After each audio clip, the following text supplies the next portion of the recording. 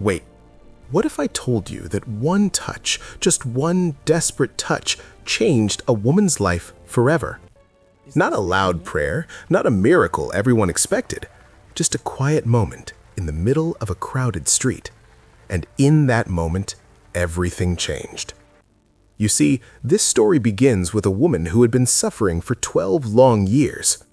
12 years of pain, 12 years of weakness, 12 years of feeling invisible.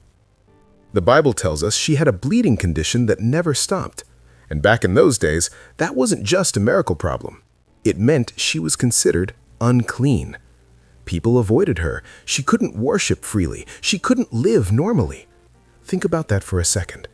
12 years of being pushed aside, ignored, and forgotten. And the worst part? She had spent everything she had trying to get better. Every doctor, every treatment, every hope. But nothing worked. In fact, things only got worse. Now imagine the loneliness she must have felt, the exhaustion, the quiet question in her heart. Will I ever be healed? But then, one day, everything changed. Because Jesus was coming to town. Word spread quickly. Crowds gathered everywhere. People were rushing through the streets just to see him. Some wanted answers, some wanted hope, and some needed a miracle. And somewhere in that crowd was this woman, weak, tired, but still holding on to one last bit of faith. Listen, this is the moment that makes this story so powerful. She didn't plan to stop Jesus. She didn't shout his name. She just told herself something simple. If I can just touch his robe, I'll be healed. That's it.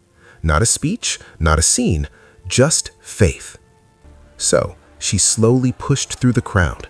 People everywhere, shoulders brushing, voices shouting, bodies pressing in. And there she was, reaching forward, closer, closer. And then she touched the edge of Jesus' robe.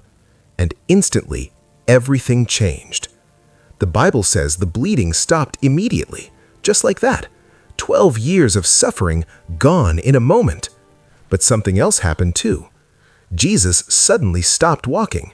He turned around and said something that confused everyone around him. Who touched me? The disciples looked at him almost puzzled. Jesus, look at the crowd, they said. Everyone is touching you. But Jesus shook his head. No, someone touched me. I felt power go out from me. And in that moment, the woman knew she couldn't hide anymore. Her heart was racing, her hands trembling. Slowly, she stepped forward and fell at his feet. She told him everything, the sickness, the years of pain, the moment she touched his robe. The crowd went silent, everyone watching, waiting to see what Jesus would say. And then Jesus looked at her with compassion in his eyes and said something beautiful. Daughter, your faith has healed you. Go in peace. Did you catch that? He didn't just heal her body. He restored her dignity, her identity, her place in the world. For 12 years, she had been rejected, but in one moment, Jesus called her daughter. Think about that. This miracle wasn't just about physical healing. It was about faith, a quiet, determined faith that refused to give up. You see, sometimes miracles don't start with loud prayers or big moments. Sometimes they start with a simple belief. If I can just reach him, things can change. And maybe, just maybe, someone watching this right now needed to hear that. Because whatever you're facing today, fear, pain, uncertainty, your faith still matters.